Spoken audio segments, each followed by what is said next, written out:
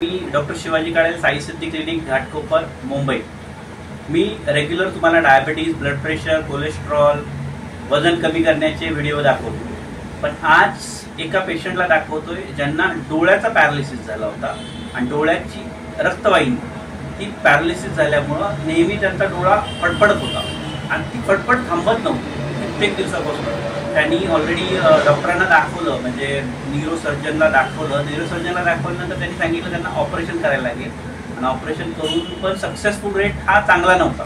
आणि त्या माझ्या जवळजवळ एक 2-3 वर्षाच्या पेशंट आहेत। तर त्या माझ्याकडे आल्या, तर त्यांना जो आजार झाला होता त्या आजाराचं नाव मी सांगतो, grade 1 neurovascular conflict of both anterior and inferior cerebral arteries with 7 and 8 nerve complex.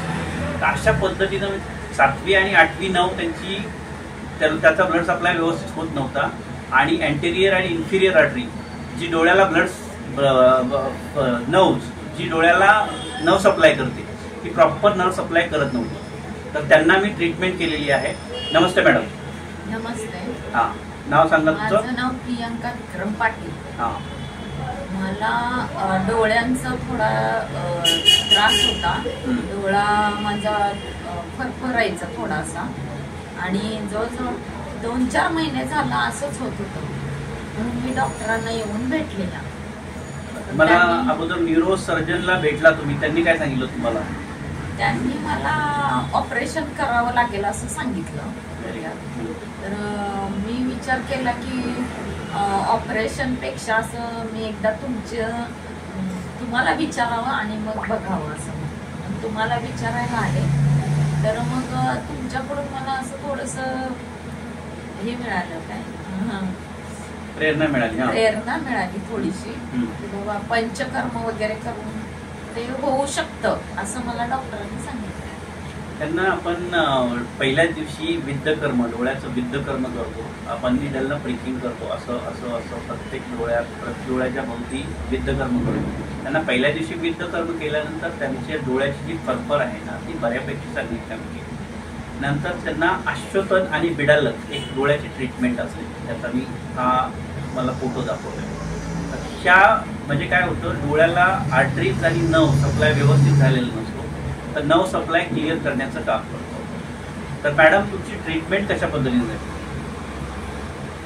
Panchakarma treatment कशा? पंचकर्म ते पहिलं हे केलं, मसाज वगैरे, diet plan, massage, steam bath दिला, नंतर घृतपान दिल्यानंतर त्यांना वमन दिलं, परत मसाज दिला, स्टीम दिलं, परत घृतपान दिलं आणि विरेचन दिलं। तर ह्या पद्धतीनं त्यांचं पूर्ण ट्रॅडिशनल पंचकर्म केलं। त्याच्याबरोबर स्पेशल ट्रीटमेंट म्हणजे त्यांचं डोळ्याचं विद्धकर्म केलं, आश्वसन केलं, बिडालक केलं, म्हणजे डोळ्याची स्पेशल एक ट्रीटमेंट असते ती ट्रीटमेंट केली। तर मॅडम ही ट्रीटमेंट, सर्व ट्रीटमेंट केल्यानंतर तुम्हाला कसं वाटतंय? आता तसा फरक पडलाय, मला भरपूर फरक पडलाय त्याच्या डोळ्यामध्ये आणि डोळा जास्त व्हायचा तो आता पूर्णपणे जरा बराच झालाय म्हणायचं थोडक्यात, म्हणजे भरपूर फरक पडलाय। त्यांचा पूर्ण डोळा ज्यावेळेस बोलत होतं त्यावेळेस खूपच असा उडायचा, करायचा, बरोबर। पण आता त्यापेक्षाही बऱ्यापैकी असा फरक पडलेला आहे आणि जास्त करून आता काही एवढं होत नाहीये, तसं मला जाणवत नाही। डोळा बारीक होता तो जरा असा बरोबर झाला, नॉर्मल झाला, म्हणजे डोळ्याची साईज जी डोळा छोटा होता तो डोळ्याची साईज पण मोठी झाली। म्हणजे कसं आहे, त्या ठिकाणी असलेल्या आर्टरीज आणि पेन याला आम्ही जवळजवळ 40 दिवसाचं पंचकर्म केलं।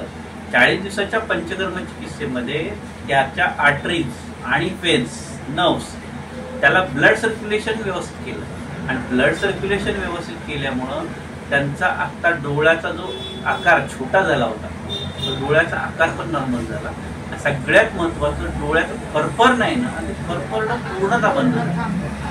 तर हा आहे पंचकर्म चिकित्सेचा, किंवा त्या डोळ्याच्या ठिकाणी असणारे दोष आपण पूर्णतः बाहेर काढले। डोळ्याच्या ठिकाणचे दोष बाहेर काढले, त्यामुळं ही चॅलेंजिंग ट्रीटमेंट असते।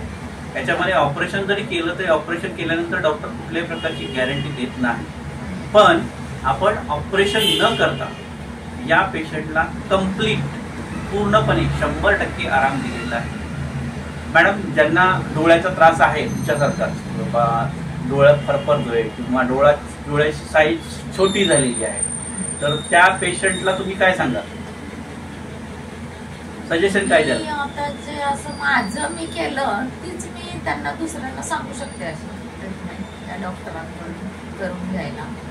म्हणजे ज्यांना डोळ्याची सुरुवातीची इनिशियल स्टेज आहे आणि डोळा फरफरतोय, डोळ्याचा पॅरालिसिस आहे किंवा तोंडाचा पॅरालिसिस आहे, आपण पॅरालिसिसवर स्पेशली ट्रीटमेंट करतो, पण डोळ्याच्या नसाच्या पॅरालिसिस ज्यांना असेल त्यांनी साई सिद्धी क्लिनिक घाटकोपर या ठिकाणी व्हिजिट करायचे. आणि यासारखे नवनवीन व्हिडिओ प्रत्येक वेळेस मी यूट्यूबवर टाकत असतो. तर तुम्ही जर यूट्यूबवर माझ्या चॅनलला नवीन असाल तर तुम्ही हा व्हिडिओ लाईक, शेअर आणि सबस्क्राईब करायचं. धन्यवाद.